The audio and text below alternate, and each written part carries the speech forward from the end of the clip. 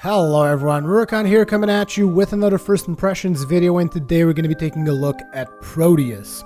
Now you guys might be wondering, why the hell am I taking a look at Proteus now? Because the game has been out for quite some time on the PC, I believe. But I just received this particular key for review from PlayStation Portugal. So this is actually the PlayStation 3 version. And Proteus is actually a game that I don't even know exactly how to explain it. I'm just going to get into it and kind of show you guys what you can expect from the title. But it is definitely not one of those titles that you can clear-cutly say, oh, this is a title about this, or this is a title about that. Some people would even classify this more as an experience than necessarily a video game. But I don't know. That will be really up to the players. But before we actually get into it, I'm just curious to check out the postcards feature here, because I believe that I might have taken a couple of screen grabs. Did I? Yes, I did. Local postcards. Look at that. I've taken 2 screen grabs, which are completely useless because I was just fooling around with the controls. Oh, what the hell? Oh, the postcards are actually animated. And you can walk around in them a little bit. Or you can... Oh, postcards are like save games. Okay, that's interesting. I was not aware of that. Okay, so basically postcards kind of save states, which is a pretty interesting mechanic. I was absolutely not aware of that. Either way, we're going to be starting out a random island so that you guys can have a look at it. Basically, in Proteus, you're always going to be on an island. And you can choose either to be on a random island, or you can choose to be on the daily island. Now, as far as I'm aware, daily island is probably an island that is procedurally generated somehow in relation to the date. That's what I'm going to assume, but we're going to be going with a random one just to kind of show you guys what it's all about. So when you start a Proteus, usually you start in the sea. Yeah. And directly ahead of you is the island. Not exactly sure if you're supposed to go directly behind or not. Never really done that, actually. Oh, you actually... What? I can't go back? I can't go back! I'm stuck! Well, basically, the game is actually pushing me towards the island regardless of what input I make. Interesting. Well, we're going to be going to the island. Now, the level is procedurally generated, like I've mentioned, and a lot of things happen on this island. And you can interact with certain events that take place in the island. There doesn't really seem to be like a vertical limit as to what you can climb, so it's actually interesting that they dropped this huge mountain on us so that I can show that mechanic. You can just keep going, up, down. You can look around with the right stick. You move with the left stick and you look around with the right stick. There are no buttons for interaction as far as I'm aware. Now you will find several of these stones spread out throughout the island. And these stones actually make sounds when you bump into them, if I remember right. Maybe not this one. I know that some of these stones make sounds. So I guess that this particular stone doesn't really do anything. But this game is more about exploration than anything else. It's about you exploring and experiencing the world, or the island, so to speak, around you. You can't actually change anything, not that I've noticed. You can trigger events of stuff that happens, and something that you will have noticed by now is that the music as well as sounds start playing as you move through the world, and they dynamically change as well to suit whatever is happening on screen. As a matter of fact, I think I see a little animal there.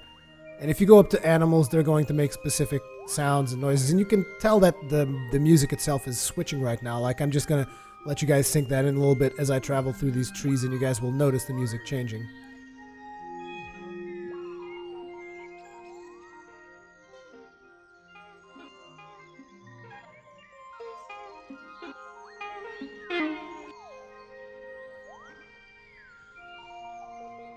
There's also little creatures like the ones you guys just saw hiding there, and there is a frog, and the frog himself is going to make a couple of nice sounds, like check this out. He just jumps around and makes that little bloom, bloom, bloom. Oh wow, that was a big leap. And you're now listening to something else. A different music that is not usual. A lot of this game's exploration is based around... Oh, it's raining. I hadn't seen that before. It's actually just raining beneath that cloud. It seems like the cloud is headed towards us, though. Interesting. I hadn't seen rain yet. I had seen snow, not really rain. But as I was saying, there's also another noise that you're listening to right now. That is this huge thing here, which is making that sound. And you guys might be curious, what the hell is that? Well, usually the only way to actually interact with things is to run into them. So let's go ahead and try to figure out. Gotta run into this. Oh!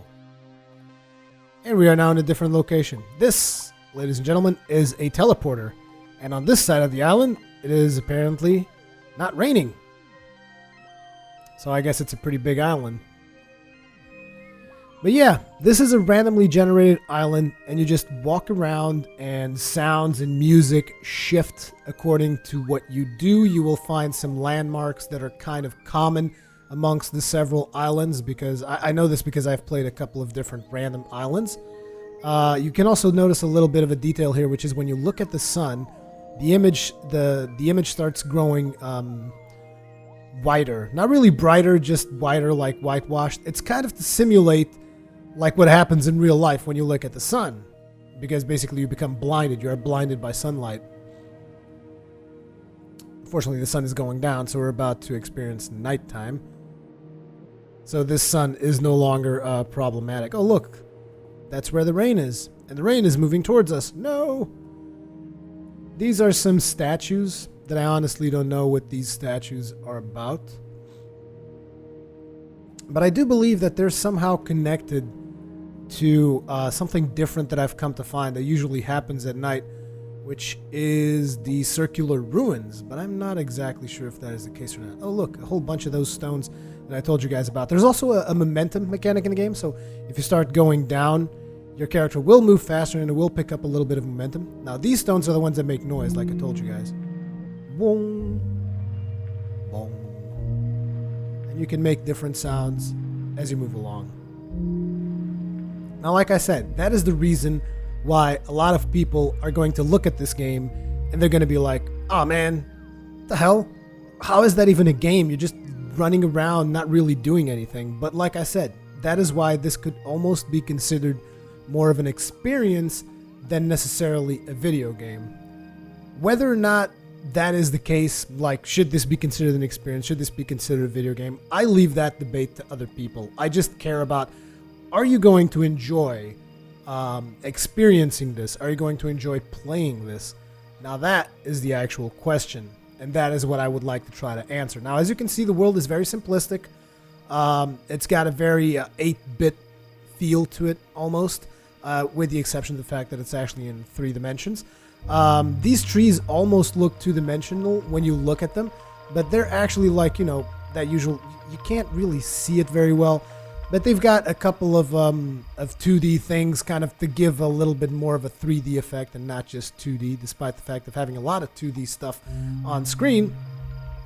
But still, they did do a little bit of an effort to hide that. Now, this is nighttime, and as you can see, I found the circular ruins that I was talking about, because you can see there's like a weird event going on there. And we're going to be partaking in that in just a couple of minutes. First, I wanted to show you guys something else. As you can see, it's now nighttime, and you see the stars.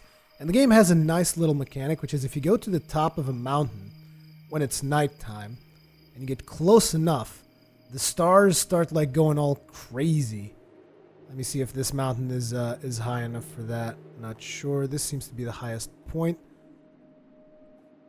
I guess this mountain isn't tall enough.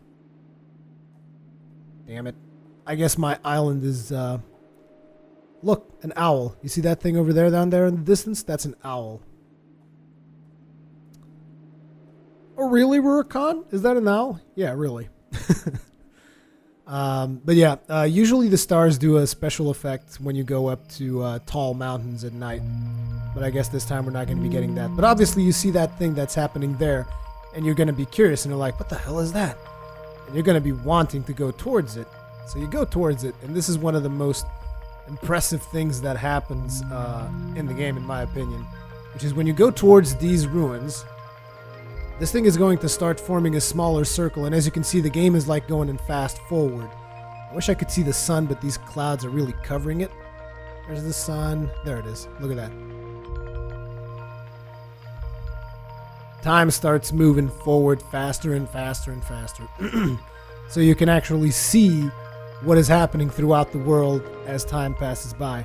You can actually touch it, and then it forms this tiny little circle, and time is flowing even faster now. So this is like the game in fast forward. And one thing that this game actually has is seasons. So right there, we were probably in spring or something. I think the game usually starts in spring. At least most of the times it seems like spring. And once you fast forward, or is this spring? Or was that spring and this is summer? I'm not 100% sure, but this looks pretty much like summer. And as you can see, the world has changed quite a bit. You're still in the same place, but the station, I forget what it's called. The season. I'm sorry, it's because the word for Portuguese, it's very different from the English word. The season has changed. So I'm going to assume that this is now summertime. At least it definitely looks like summertime. And you can then experience the world through, the island, through what it would look like during summertime. And you can still see the little animals. You can chase them around. You also have these roads that are built. I'm not exactly sure what these roads are about. You have these little things here which look kind of like insects. Not exactly sure what kind of insect that would be. You have the noisy rocks.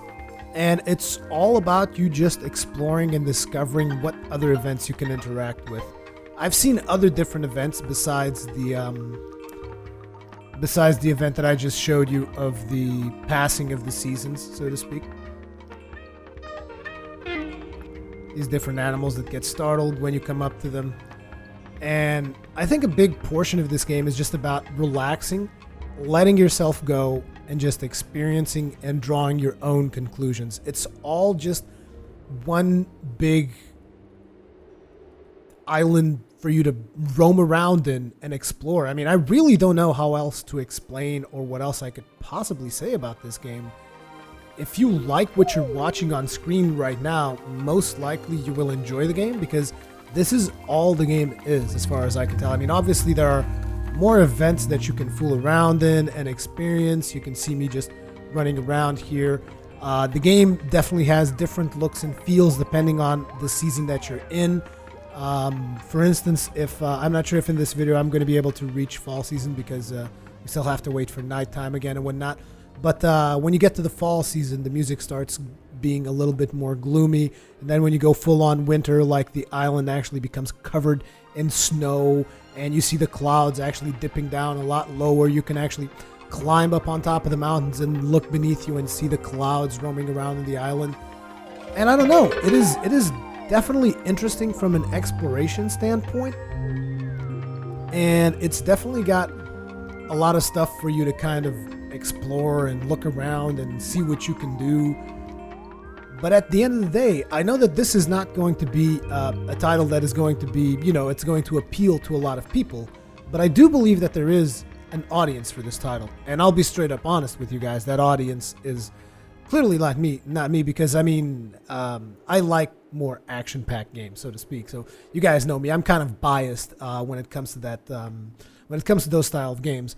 But still, I can appreciate what the developers are trying to do with this title. I can appreciate that it's actually relaxing. And it's actually interesting because I've been going to the doctor, as I've told you guys, and the doctors say that I have some kind of an anxiety problem. So maybe I will play some Proteus, and maybe it will relieve my stress somehow. Although I don't know. I'm just kind of weird with that kind of stuff. But I could see it as a stress reliever for someone to just sit back, relax, and just play around. Just walk around, see what you can experience with. Look, for instance, that thing over there, that's a different little animal. This guy can jump. Like, look at this. Woo! I usually tend to throw these guys on out to the sea. I don't know exactly what happens if they die or what happens, but if you actually come at them towards the sea, they will eventually jump on to the sea. Bloop! There he goes. He's gone. And once again, the music changes depending on where you are, what the objects look like in the section that you are. You can definitely see the day-night cycle going on. We're actually going up to another night. You can see the sundown. You can see the clouds in the horizon. And this is all procedurally generated. There is also a Vita version of this title that is going to be released, or has already been released. I'm not exactly sure, because with the review code, they didn't really send me the release date of this title. So if it hasn't released yet, it should be releasing pretty soon on the PlayStation Network. There's a PlayStation Vita, like I said, version available as well. And on the PlayStation Vita, they told me that you also have the opportunity to generate islands based on your GPS coordinates, which I find rather interesting. You can see a couple of crabs. I'm assuming these are crabs. And you can see that they have their own kind of soundtrack going, like the little drums there.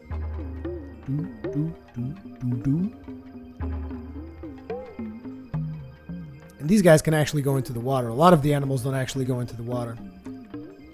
So the game has its own fauna and flora, and it's all about exploration. It's all about walking around, just relaxing. What's this?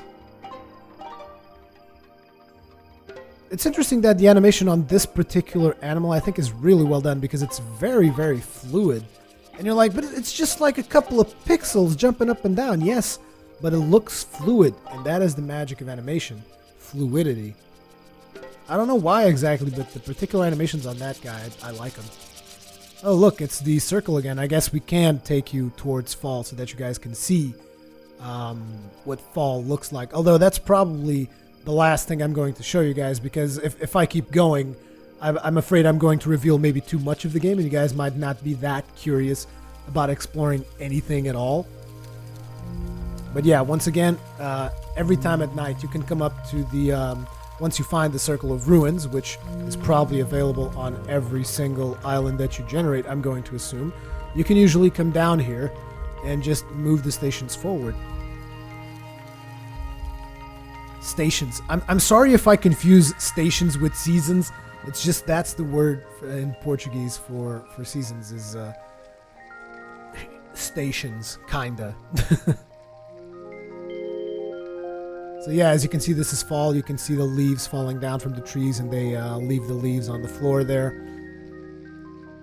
Obviously in its very simplistic 8-bit style, but yeah, you can tell that this is fall time. And you can experience all of the seasons in the island that you generated.